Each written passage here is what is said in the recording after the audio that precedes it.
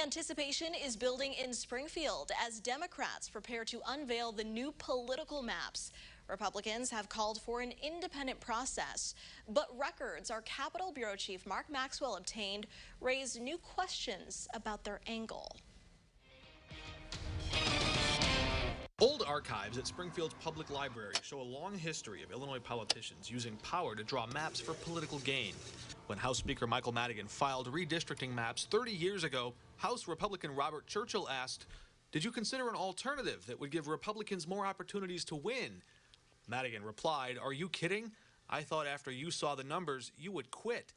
We showed that clip to current House Republican Ryan Spain. They were more forthcoming about their intentions back then. I think we still know what their intentions are right now, even under the cloak of secrecy and the hidden map room. Spain is one of several Republicans calling attention to what's going on behind this locked door, where House Democrats are drawing district lines so secret even the governor says he's out of the loop. I don't actually know all the data that's being used. And a delay in census data. The best data to use is the data that's going to come out in August. Drove a new wedge between the two parties. The Constitution requires that we pass a map before June 30. But that's only if Democrats insist on shutting Republicans out of the process. And it lays out a deadline that goes all the way to October 5th, that if the legislature doesn't act, the bipartisan commission takes place. I have not seen a map from the Republicans. I think I would have liked to have seen what they would like to see. Will you show them to him? No, because we're not drawing maps. At least not yet. While Democrats hold the power to draw the maps, records we obtained show Republicans are spending that way too. The House and Senate combining to spend more than $1.4 million so far preparing to redraw political maps.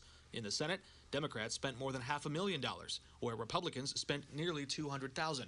In the House, Democrats spent just over $250,000, and House Republicans spent more than $400,000. They've outspent us, so that is very telling of that they are doing something.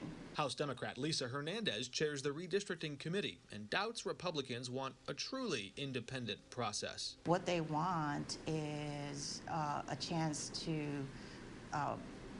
pick out of the hat. You know, this really what it basically comes down to. It's a 50-50 chance. That's their way of getting in there. Does the spending side, does that at all indicate that there is some interest, some preparation underway for Republicans to have a hand in drawing the map? I would love for Republicans to have a hand in drawing the map. Records show House Republicans spent tens of thousands of dollars hiring data consultants, lawyers, buying software. And we asked why they spent $1,500 to hire a locksmith. Someone to try and pick the lock?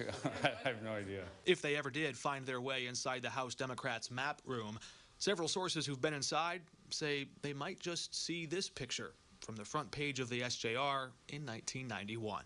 That's like having, you know, Kim Jong-un up on your wall in North Korea and celebrating a dictator who is universally taken our state now into an endless tailspin for decades and decades. I mean, I'm pretty offended by that, actually, that there's a picture of Mike Madigan laughing it up as he sticks it to Republicans. Democrats held the House and Senate that year, but Republicans still ultimately drew the final map after Governor Jim Edgar used his veto to drag the process beyond that June 30th deadline, giving Republicans that 50-50 chance, the only shot they've got.